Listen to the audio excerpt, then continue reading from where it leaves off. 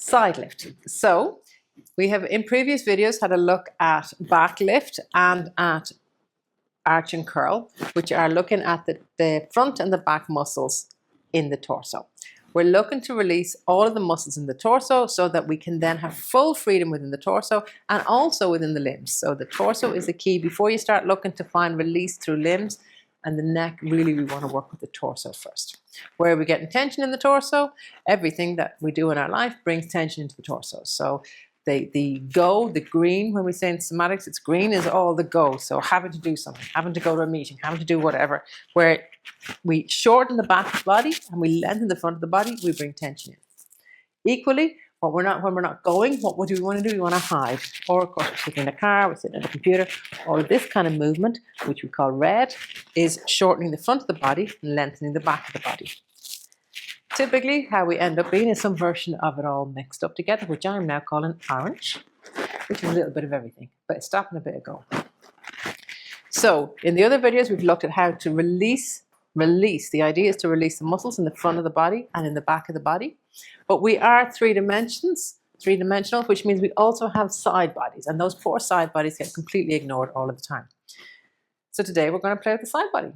So if you want to just do a little arch and flatten just to connect and remember and wake up your body, just so that before we go into the side body. So the arch and flatten, I love arch and flatten, any excuse to do arch and flatten, because it's remembering, and you only need to do it maybe 2 or 3 times, just to kind of get that freedom to remember what's going on, what freedom we have in our body. And then whenever you're ready, this is Val here. Thank you so much for joining me today. Roll over onto your side. You can face that way. And we're going to play with the side body. So once you roll over onto your side, often what happens is we end up in this kind of curled over position like we are in bed. What I'm asking you to do is take your bottom hand, place it under your head, so that you've got a little bit of support there. And then, can I put my hands on you? Yeah. So then, often I'm going to move you, if that's okay. I'm going to move you like as if when you're in bed, you know, when you kind of do this rolled in situation. What we want to do is really come into a beautiful lengthened straight back. And you can see even there the difference in when she's rolled in. If you look at it, it's perfect top. You can see all the stripes as to when we come to actually on her side body. On your side body is actually really quite difficult, so it'll take a bit of playing around. From here, we want 90 degrees, 90 degrees, 90 degrees. So I'd even take your knees slightly higher if yeah, perfect. Beautiful. Now here's what's kind of interesting. We're going to, as always, move with the lower part of the body, the upper part of the body, and then both parts together. What we're looking for you to do is simply keep the knees together and lift the foot. And then release it back down again. And then do that another time. And then release it back down again. Now that looks like absolutely nothing's gone on. Are you able to take your hand and place it on your waist? So I want you to feel your waist. So remember we talked about we talk about this as the full body, so this whole waist muscle. And now one more time, lift. And can you feel what's happening under your hand? I suspect she's smiling, I can't see. But... And then so you can feel what we're actually doing. You can't see it so much, but she can feel it under her hand, is all of this tightening, shortening on this side. Is it possible to take that hand under your waist on the other side? Now, that might not be possible without knocking you over. Again, and then see about lifting again. So can you feel the lengthening on that side? Now here, as she does this, go ahead, you can see that you can only see a little bit, but there's a lot of movement happening here, a lot of activation happening here. And so really it's working on the side muscles, your lats, even though it doesn't feel like you're doing a lot. How's that? Yeah, it's a strong muscle movement. Yeah, and the thing is to go slow and go intentional and just go to wherever it feels good. Brilliant. Then you can release the lower body. And then we're going to look with the upper body. So with the upper body, this hand can come down towards your bum. And then you're just going to, now, remember the movement is going to come from the center of the body. So we're making we're curling the whole body. This is not a head coming up anywhere. So see what is it like to take, again, this whole shoulder blade, this whole thing down. Your head is going to travel through space because it is attached to your spine. And so now you're shortening the waist again, shortening on the top, lengthening on the bottom. How is that? You want to do that another couple of times, see how you ease into it. The slower we do these movements, the better. Now, look at that. Once your body sees where it's going, you get so much more movement.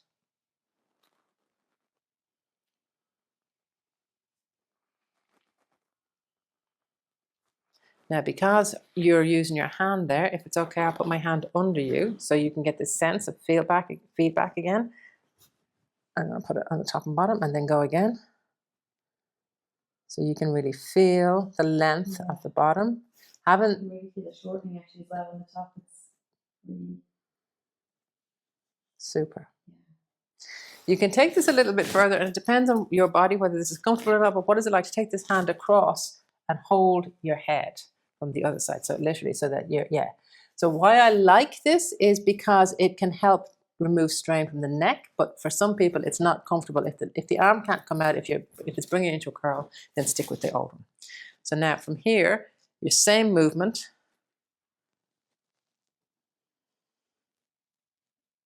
really powerful. And you'll see also this is now extending. There's a whole more length going on. Beautiful. The movement is not being led. She's not pulling her neck up. The movement is this whole centered chain. This is shortening. The other side is lengthening. The front and back muscles are also slightly involved.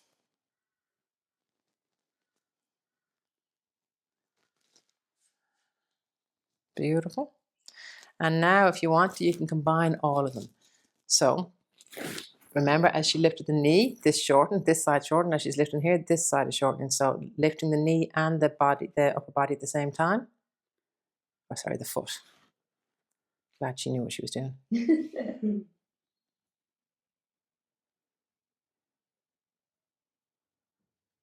And so you can see, look at the difference in the space in my hands that's available.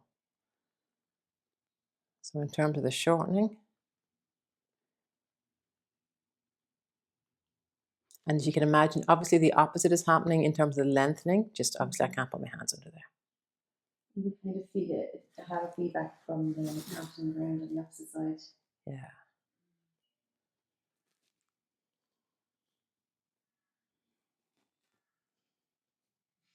Nice. And then if you want to roll onto your back and see how that is. What is the difference in the two sides? This side feels way more connected to the ground. And if you were to lengthen out your legs, if that's comfortable on your back. Yeah, this side feels longer. Okay, for the last part, we're going to have to get you to do it on the other side. So roll over and do it on the other side, because the last part we need it fully integrated. So elbow is under our head. And start with just the foot, lifting the foot. So here again, you'll see a little bit of contraction, releasing back down again. Because her body hasn't done it on this side, but the learning will come quicker, so she can just do 3 of each of them. See all this contraction. Beautiful. Leave the lower body alone, go with the long arm. And so this, from this angle, you're going to see her spine moving. And I'd say you can even just do 2 of the long arm, and then, because the, nice. And then hand over your head. And just watch that you're not twisting back, so you stay on your side body. Beautiful. And as I say, perfect top. 2 together. And the 2 together, yeah. And so you can see how the crumpling is happening here, as well as up here once she includes the leg. It doesn't feel any strain. There's no strain Super. or anything between any of the muscles. Fantastic. No strain. That's what we want. Do you want to do one more and then we'll... Beautiful. And see how each time it's coming in more and then releasing out more. What's lovely about this position, she's even just got into it now in her mouth, that this whole length, literally from here the whole way through. Exactly, that her hip even just slid back. Beautiful. And then whenever you're done with that, I'm going to get you to roll onto your back and we just play a little bit with the X's.